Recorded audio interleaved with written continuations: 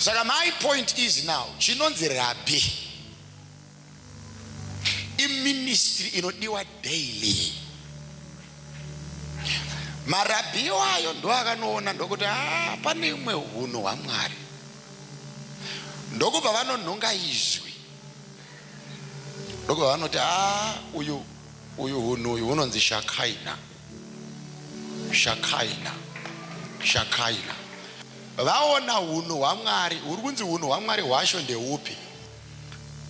How God manifests his presence. Saka chinonzi Shekina, it's a character yaMwari yaanomanifesta nayo upano hwake. Vaiona zvinoita Mwari akasvika. Now ndoda kuti muribate zvakanaka. Wakambotenga hembe yakanaka here yobva yakufita uye ichidhura kudarika dzevamwe. Otenga mota yakanaka yokufita yodhura kudarika dzevamwe. Uri munhu akakurira munhamo, waishorwa, vanhu vachiti hakuna kwaanoenda, ndorombe. Jehovha ozongoti mukana bha wavhurika, hero dhirezi rinodhura, heyo motikari inodhura, heyo gogo inodhura. Pobva panzi kumhuri kwenyu kwaita muchato, munhu wese anenge aripo, zvikuru sei vaita hauna kwaunoenda. Muchato iwoyo wasiyana nemimwe, bozi ndokuratidzana zvishando. Maiti kudii pamusoro pangu. Saka unonyatsoronga strategy kuti kana wakusvika uda kuti munhu wese azvione. Ononhonga dhirezi raunoziva kuti hakuna kana hwana anogona kuritenga. Vanhu ndakanzwa nekushorwa nevana. Ononokera kusvika pamuchato, zvokusvika vanhu vese vakadii. Ndo paunoibaya mahazards unge ndiwe muchati. Uchifamba nayo unge pane mapoto zinyoro. Hautsike mafuta inofamba yega, kungorilisa mabreki beds. Onoigadzika paunoziva kuti vese vadii. Time yaunobuda motikari wachona kuti ndiye, pane imwe style yeapproach yaunoratidza vanhu ine glory mukati. Kuonererwa kunovharisa miromo yemapenzi. Now, hunhu ihwoyo hauna kutanga neho, hwakatanga naMwari. Mwari ane tsike kuti kana vakakubata, vakakurwarisa, vakakuroya, vakakudii, iwo chinamata. Vosvika pavanoshora kuti Mwari wake haana paro. Anobva anomirira mutambo wavanenge vakaungana vese, obva akusimudzira pamberi pevaishora. Unoita inonzi dramatic entrance, uchibuditsa glory. Iyo character ndo inonzi Shekina. Uri kumanifesta kubwinya kunobatisa miromo yevanoshora. Uri kukachamadzika mapenzi varoine n'anga, uri kusiya vavhundutsa. Saka marabhi akazviona kuti Mwari ane hunhu ihwoyo hwekupota achishakaina.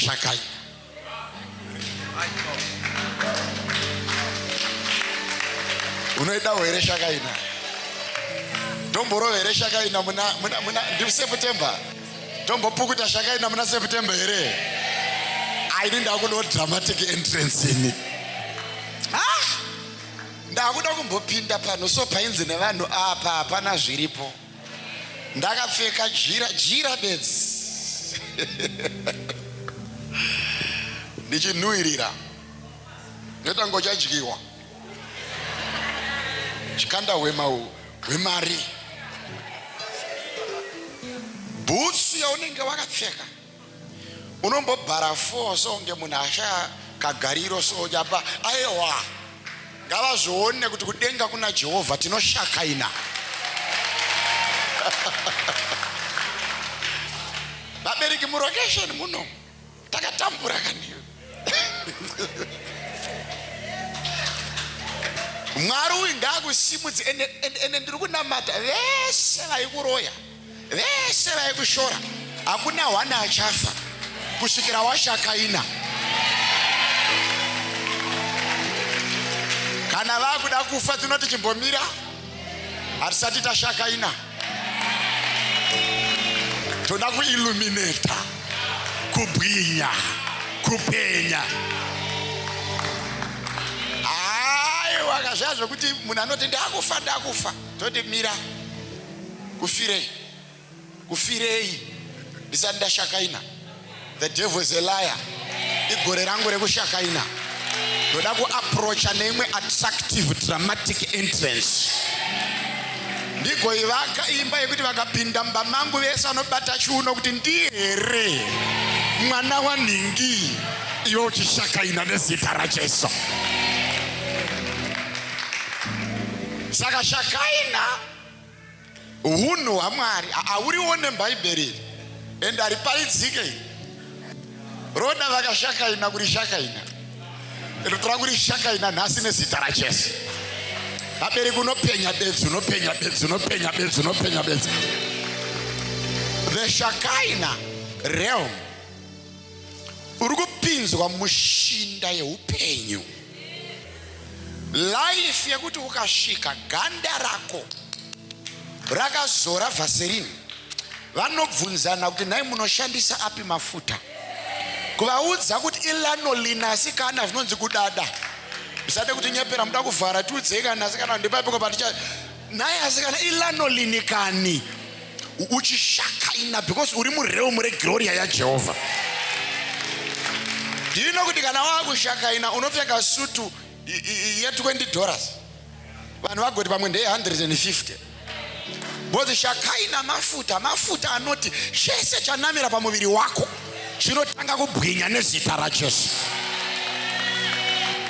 Unoita zvinhu zviri ordinary, kufamba neHonda Fit iyoyo inonzi ndo iri kupisa mazuva iwayo, yafambirei newe. Chawabata chese chinodiwa neguta raunoswera. Vabereki ndoda kuti gloria iyoyo imbobata isu seheaven life. Akawanda machechi akatangwa mukuwadzana but inei ngaishakaine, ngaibwinye, ngaibuditse gloria. Vana vepano ngavapenyese zuva.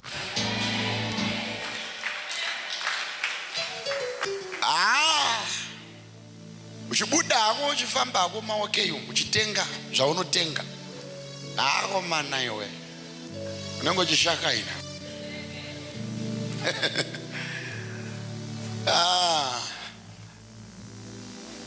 Irealm vabereki ka rekuti kana wapinda mariri iye Mwari ndiye anopinda busy. Vakamboonere munhu ana manager. Kana wana manager, it means kuti your daily lifestyle haisisiri burden yako, ya burden ya manager. Manager ndiye anotoka budo akapfeka morning gown, anokumisa even uchida kumhanya unomiswa, even amai varwara anokumisa ndi manager. Hamuchagoni kubuda mune morning gown kana kuti aiwa ndikumhanya kuti adzika mai kufa kusinde kupi. Akurwira reputation nezita rako because ndi manager wako. Anokupa patience yokubuda wakachena because anoziva kuti wane zita rimwe kunzo. Kubva nhasi Mwari ndiye achava manager welife yako iwewe. Kune zvinhu zvaachakumisa uchizvida agokurambidza kuenda until you are fully glorified. Wakurambidzwa kufamba pese pese, wakurambidzwa kudya chese chese, wakurambidzwa kutamba nevese vese, wakurambidzwa kupfeka dzese dzese. Asisiri masitoro ese wakunzipinda, matumbu ari mukapu pa4 asisiri ako.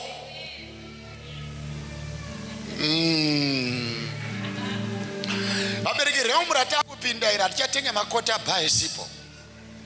Grocery rakurohwa once after 3 months.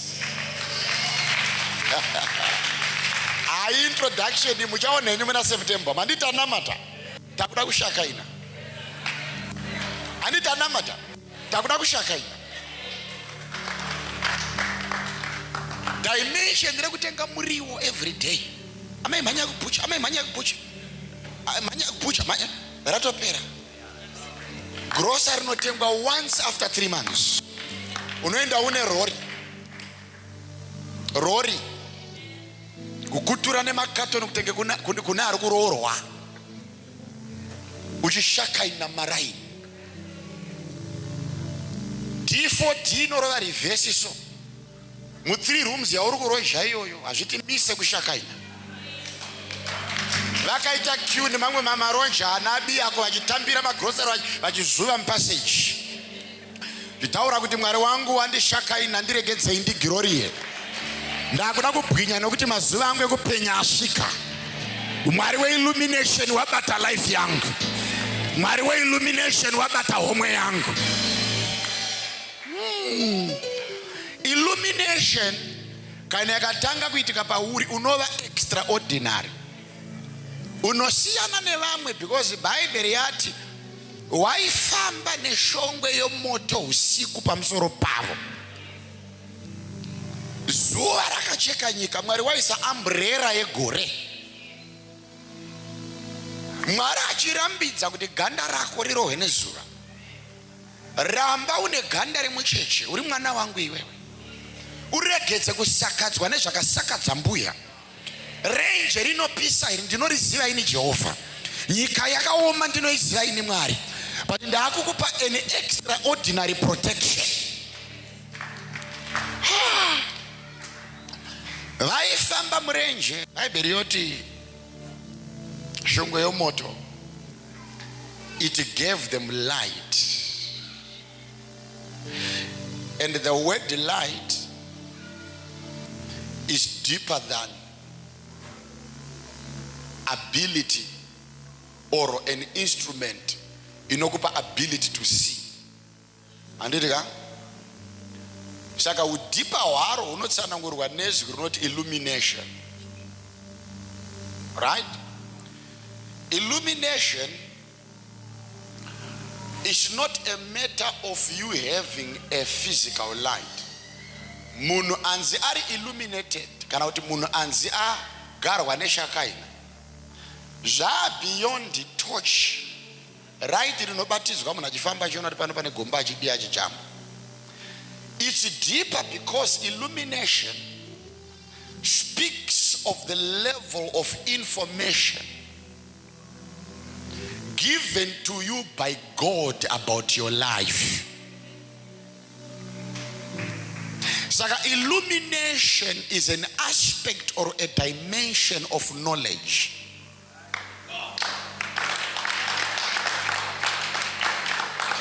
Kuraguti Shakaina realm, it's a realm of illumination. Manifestation yako iri dependent on the knowledge of who you are in God.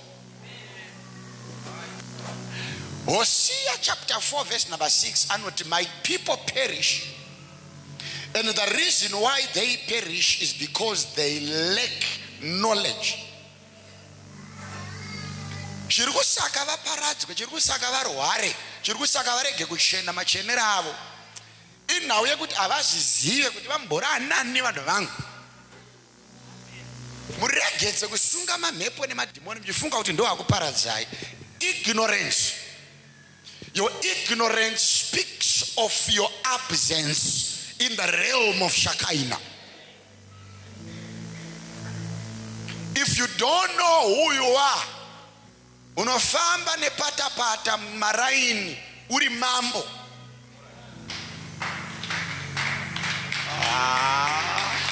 Overflow dukudzikero.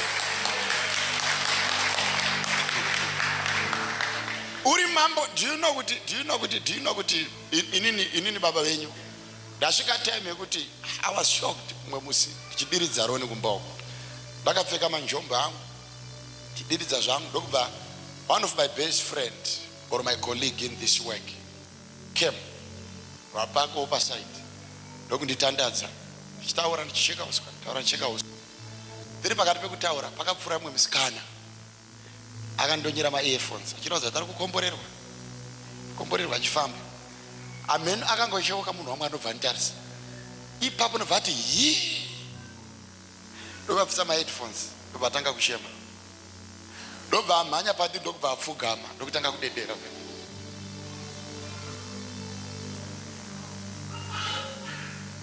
ndobva ndabata musoro ndikati it is well with you, you can go. Akuenda zvikanzi I never thought I'll meet you in my life. I follow you, you appear in my dreams, and seeing you so humble, I've never thought that in my life.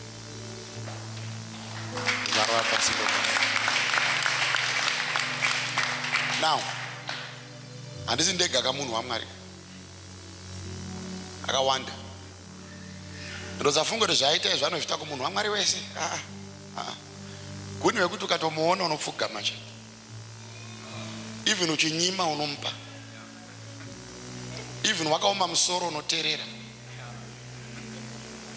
Marealms anosiyana vabereki, hatina kufanana patiri apo. Sei munhu achiti akatsurwa nanhingi haateereri, but akaenda kuna nhingi wanabva ati tova tova. Svika vanhu vakuziva kuti anonzwa nhingi anonzwa nhingi, makasiyana. Kune vanonzwa vamwe, kune vasinganzwi kwe. There are realms in the spirit dimension. Kune madimension mamwe kuti kana ukamapinda unonotarisana nezvinhu zvakatadza kuvhurira ana amai vako nababa vako. Zvikakuona zvinodedera, zvinopfugama, zvinovhura chete. Hazvina basa uri nherera, hazvina basa una basa. Your only hope is not in your parents, but it is in the level of the glory of God. Mwari uyu ngareme, ngawande pachiuno chako. Remerwa naMwari zvekuti kunyange ukasvika padoo rakavharwa rinovhurika nekuti ndiwe wauya. I was shocked kuti nyika yakagadzira ma-automatic sensor doors 15-20 years ago. Uchipinda mubhengi kudai so rinokunzwa door rovhura rega kuziva kuti kuri kuuya munhu. Kana technology zvigona yakazvitora kunani izvozvo zvekugadzira madoo anovhura kana anzwa hwema hwemunhu. Vabereki, hakuna dhimoni richakurambidza kupinda uchibva pano nezita raJesu. Right now tinoisa kachipu madhimoni ese akabata madhozi ako. Vakakuona uchiuya ngavavhure usati wanamata nezita raJesu. Remera mamhepo emhuri uchibva pano. Mwari ngaakupe weight.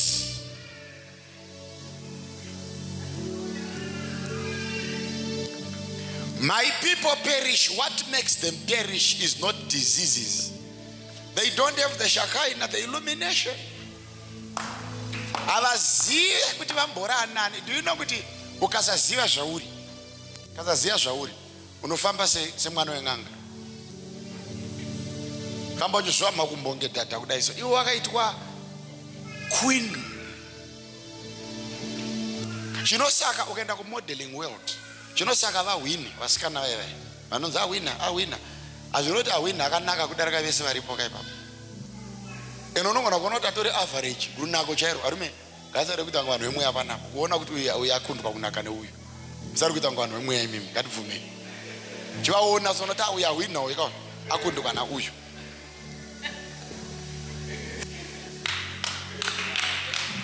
Alright, uyu wacho ari average sasaka awine nshi.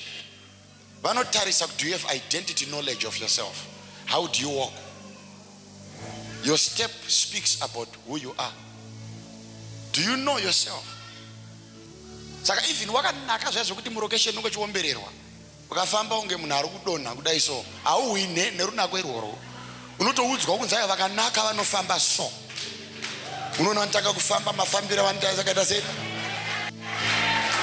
Hazvisiri zve. Saka haisiri nhau yebeauty, inhau how you communicate with what you have. Shekinah ndo zvainoita izvozvo. Shekinah manifestation comes from enlightenment. You are illuminated, you carry light, you know who you are. paunomuka upfeke embere unoshakaina.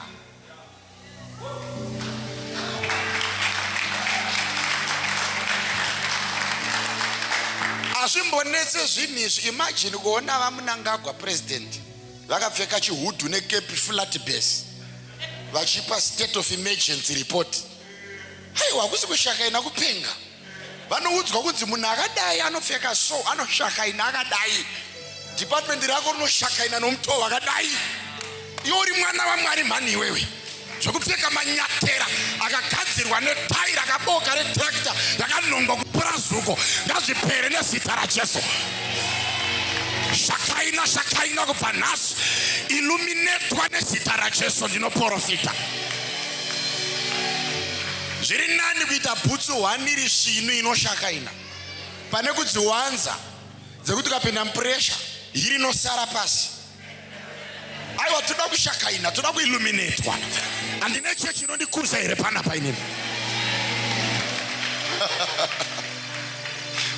Iri ndakatenda kuita zvinhu zvishoma but iri quality.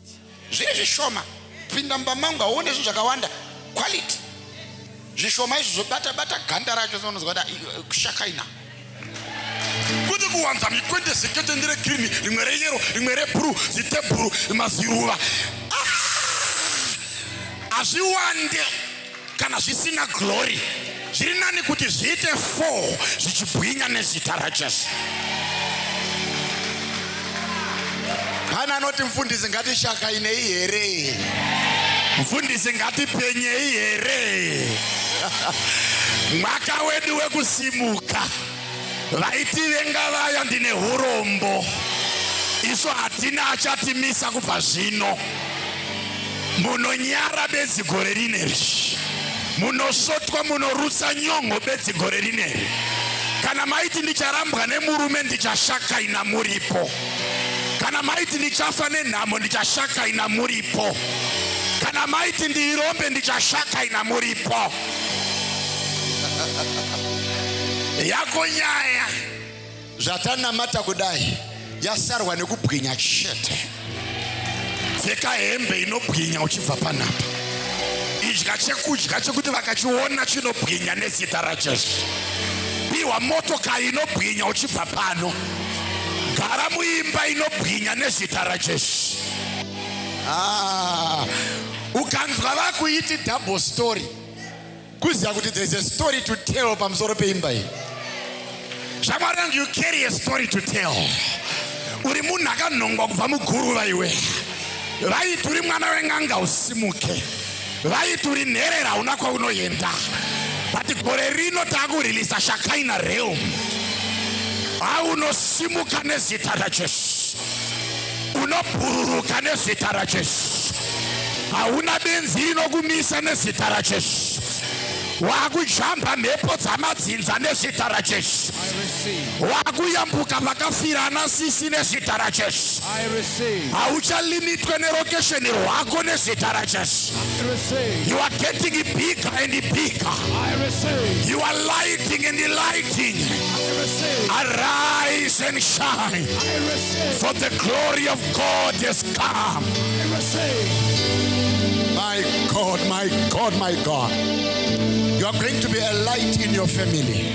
I receive. You are going to be a light in your location. I receive. You are going to be a light at your workplace. I receive. You are going to be a light among your friends. I receive. You are the light of God. I receive. You are the illumination of Jesus. I receive. You are the Shekinah of Jesus. I receive.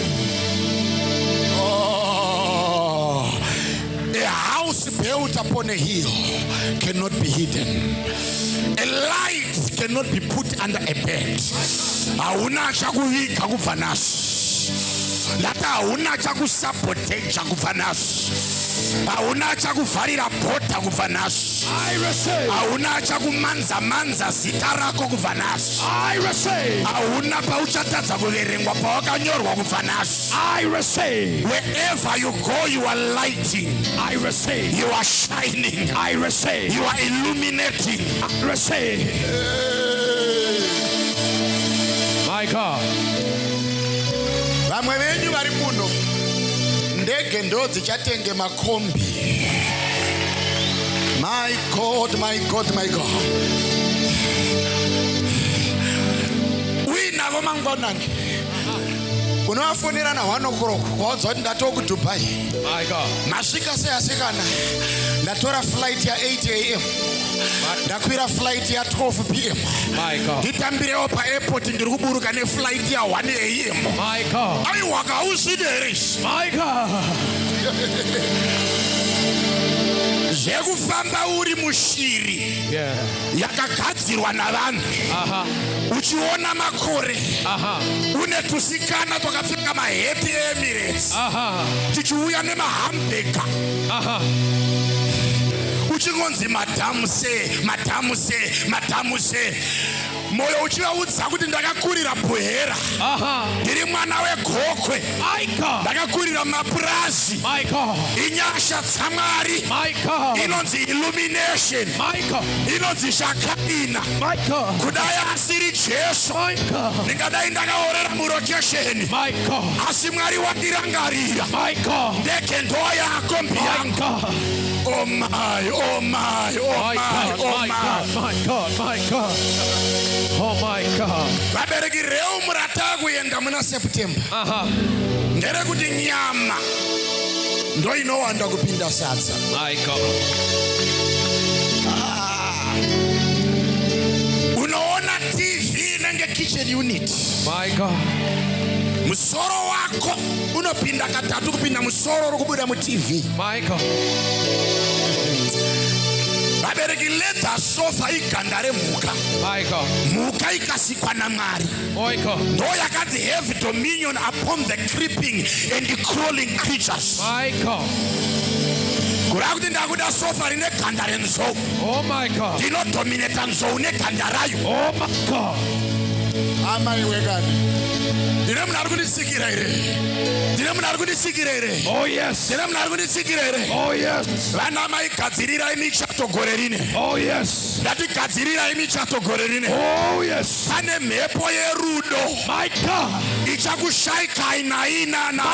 My God. Muchapiwa love nevarume henyu. My God. Kusvika makushaka ina. My God. Makuilluminata. My God. My way. Yeah. My way, my way, my way, my way. Unotambura nerudo muna September. My God. Tonopinda newo muna October. My God. November, December. 2024 January, February. Jesus. Kusvikira wapfidza narwo rudo. Jesus. Uchanzi mangwanani kiss. Kuti upete manapukeni wadhonzwa wakakatwa kiss. Jesus. Kuti upindire muriwo wakakatwa kiss. My God. Kuti uyanike hembe pawaya wakakatwa kiss. Yeah. Yeah. Zvekunzi murume igevha arigone kusvoda. Yes sir. Zvakutopera uchibva pano. Oh yes. Kune inonzi SHEKINAH romance. Oh yes. Iri kubva muSHEKINAH realm. Ichakupfidzisa nelove. Yes sir. Bwinya nezita raJesu. Yes sir. Bwinya nezita raJesu. Yes sir. Vaima nezita raJesu. I receive. Ayaya ndati vaima nezita raJesu. I receive. Vaima nezita raJesu. I receive. Vaima nezita raJesu. I receive. Vaima nezita raJesu. I receive. My God. Wese munhu ari pano ndo nhamba yemota dzichapaka panzama. My God. My God. My God. Anointing yekufamba nezengeri neengine ropiwa lebo yekuti Prado, GD6, Fortuner, Amarok, VW, Polo, Hyundai, Benzi, Mercedes, BMW. Ndinokupa nyasha idzodzo nezita raJesu. I receive. Wakubwinya kudarika zita reMercedes Benz. Oh yes. Ucharema zvekuti hauna kaunoda kachakuramba. My God. My God. My God. Kana kune chakakudelaya. Yes, sir. Ndinorayira delay yatopera. Oh, yes. The kind of glory that is coming upon you. Oh, yes. Starting from today. Oh, yes. Till we enter September. Oh, yes. Into October. Oh, yes. Into November. Oh, yes. Into December. Oh, yes. As we enter 2024. Oh, yes. Zimba dziri pawindow left. My God. Dzinenge dzakuiswa matiles. My God. My God. Motokari dzakabatwa pabhota. Oh, yes. Dzinenge dzazvara dzimwe nhatu mbiri mbiri. Oh, yes. Ndoda kumbochatisa chembere pana. My God. Aiwa ndoda kumbochatisa chembere pana. My God. Mukadzi anoti zvakaramba munhu waMwari. Yes, sir. Handina muchato kubva ndazvarwa. Jesus. Ndoda kumbochatisa chembere. Jesus. Ndinoreleasa illumination. Jesus. Unopa muchato kuchembera. Jesus. Ndinoreleasa illumination. Jesus. Unopa dzimba kunherera. Jesus. Ndinoreleasa illumination. Jesus. Inopa mabasa kuna asina kufunda. Jesus. Ndinoreleasa illumination. Inosimudza rombe kubva mugurura. Rogadzikwa pamwe chete namachinda. Aiwe. Atmosphere chinja. Atmosphere chinja. Atmosphere chinja. Atmosphere chinja. Mweya mutsvene ari kukupupurira nhasi kuti uri mwana waMwari wewe. Mweya mutsvene uri kupupurirana nemweya wako kuti uri mwana waMwari. Oh, yes. Mweya mutsvene ari kupupurirana nemweya wako kuti uri mwana waMwari. Imba yako ichapupurirana nemweya wako kuti uri mwana waMwari. Motikari yako ichapupurirana nemweya wako kuti uri mwana waMwari. Zvigamba nemarengenya zvapera. Zvekuroja zvapera. Zvekutadza kubhadhara rentu zvapera. Zvekudya bonongwe nemowa zvapera. Makabeji asina mafuta zvapera. I release life. Oh my God. Oh my God. Oh my God. Atmosphere change. Atmosphere change. We just want to pray. We just want to pray. We just want to pray. My God. We just want to pray. Where are you? Where are you? Where are you? Where are you? Where are you? Where are you? Where are you?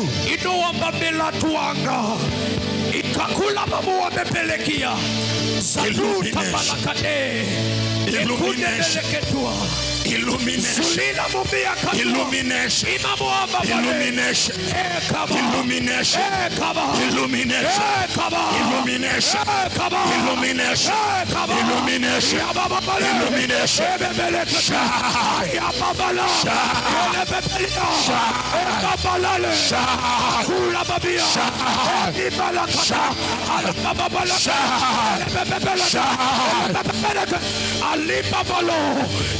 Kapapa, Zababaleke, Elibababa, Yakakaba, Erumba Balua, Akobrakata, Rabababa, Sokopare, Idabare, Adikata, Yakababa, Holy Ghost, Elababo, shine on me, Kababaya, Holy Ghost, shine on me, shine on me, Kataba, Rababo,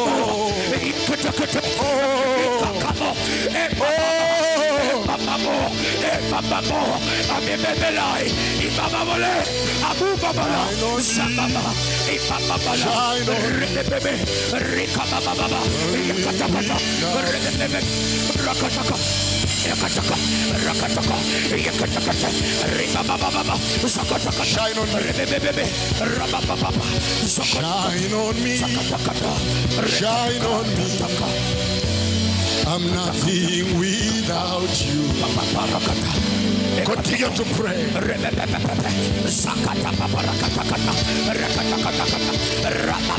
Shine on me. Shine on me. I'm nothing without you. You know that song? Shine on me. Lift up your hands. Shine on me, shine on me.